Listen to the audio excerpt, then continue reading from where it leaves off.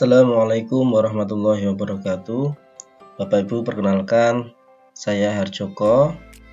Saya seorang guru di SDN 2 Bogor, Kecamatan Cawas, Kabupaten Klaten. Saat ini saya tengah mengikuti pendidikan guru penggerak angkatan ke-9. Di sini saya akan menjelaskan mengenai demonstrasi kontekstual modul 1.2. Bapak Ibu, seperti yang kita ketahui, nilai guru penggerak itu ada 5. Yang pertama adalah mandiri, yang kedua adalah reflektif, yang ketiga adalah kolaboratif, keempat inovatif, dan yang terakhir adalah berpihak pada murid. Nah, pada presentasi kali ini saya akan menjelaskan bagaimana kehidupan saya ketika menjadi guru penggerak, bagaimana 5 nilai-nilai ini akan terurai dalam kegiatan-kegiatan yang saya lakukan. Seperti apa kegiatannya? Silahkan diikuti terus hingga akhir. Nah, Bapak Ibu, pada nilai mandiri, sebagai seorang guru penggerak, saya akan tergerak secara sadar tanpa perlu paksaan untuk bisa meningkatkan potensi diri saya, baik melalui pelatihan secara online ataupun secara luring. Nah, setelah saya mendapatkan ilmu dari pelatihan-pelatihan tersebut, maka saya akan ikut menyebarkan kebermanfaatan ilmu yang saya dapat terhadap rekan sejawat saya, terhadap lingkungan saya, baik itu di lingkungan sekolah, kecamatan, bahkan sampai kabupaten. Kemudian nilai yang kedua itu reflektif. Tentu sebagai seorang pendidik dan juga guru penggerak, saya bersikap terbuka terhadap segala kritik dan saran, karena segala kritik dan saran tersebut nantinya akan membentuk pribadi saya menjadi lebih baik lagi. Nah, ketika nanti di dalam pelatihan, maka akan ada sesi bagi rekan saya yang tergerak untuk menyampaikan apa yang ia rasakan selama mengikuti pelatihan tersebut. Kemudian jika di dalam kelas, maka setiap akhir pembelajaran saya akan mengajak siswa untuk mengungkapkan apa yang sedang ia rasakan ketika mengikuti pembelajaran dari saya. Tentunya kritik dan saran dari baik itu anggota pelatihan maupun siswa tentunya akan sangat berarti bagi saya demi kemajuan performa saya ke depannya. Kemudian yang ketiga adalah kolaboratif.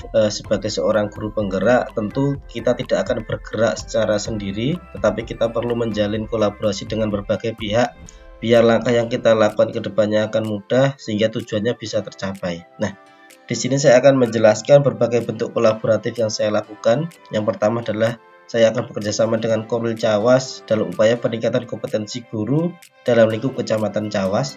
Yang kedua, berkolaborasi dengan pengurus kelompok kerja guru dalam kaitannya optimalisasi kemampuan guru menyusun media ajar dan lembar kerja peserta didik.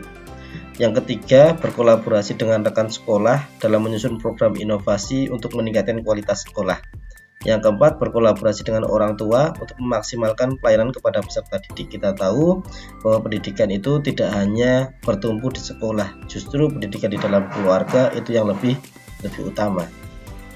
Kemudian yang kelima, berkolaborasi dengan siswa untuk mencapai merdeka belajar. Seperti pada modul 1.1 kemarin, bahwa siswa itu memiliki kodratnya sendiri-sendiri, maka kita harus melibatkan mereka agar mereka bahagia dalam belajar sehingga tercapai well-being atau merdeka belajar.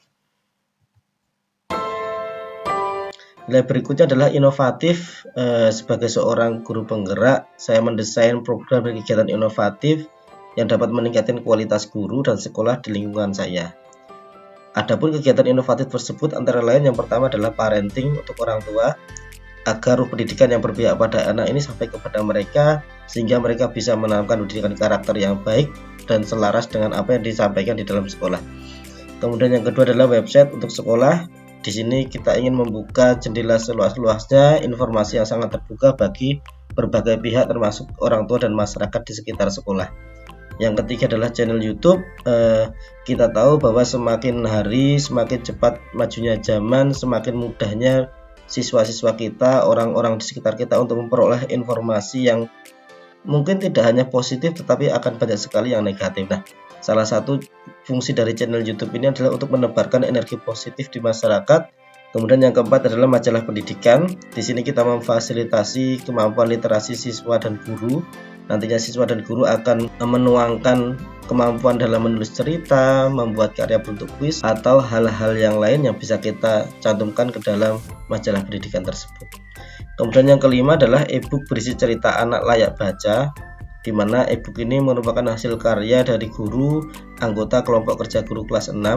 Kita tahu di luar sana sangat banyak sekali anak-anak kita mengakses e-book atau buku cerita yang sangat banyak, tetapi masih diragukan bagaimana kelayaan bacanya bagi peserta didik kita. Maka harapannya dengan munculnya e-book ini, anak-anak akan mudah mendapatkan bahan bacaan yang sesuai dengan usia dan kematangan mereka. Kemudian yang keenam adalah profil digital praktik baik guru, tentunya di Kecamatan Cawas, sehingga Bapak Ibu guru di lingkup Kecamatan Cawas sangat mudah dalam mengakses praktik baik. Tentunya mereka akan tergerak untuk bisa menerapkan praktik baik yang cocok bagi karakteristik siswanya, yang cocok dengan fasilitas yang dia miliki di sekolah, sehingga tercapailah kemerdekaan belajar di lingkungan Cawas.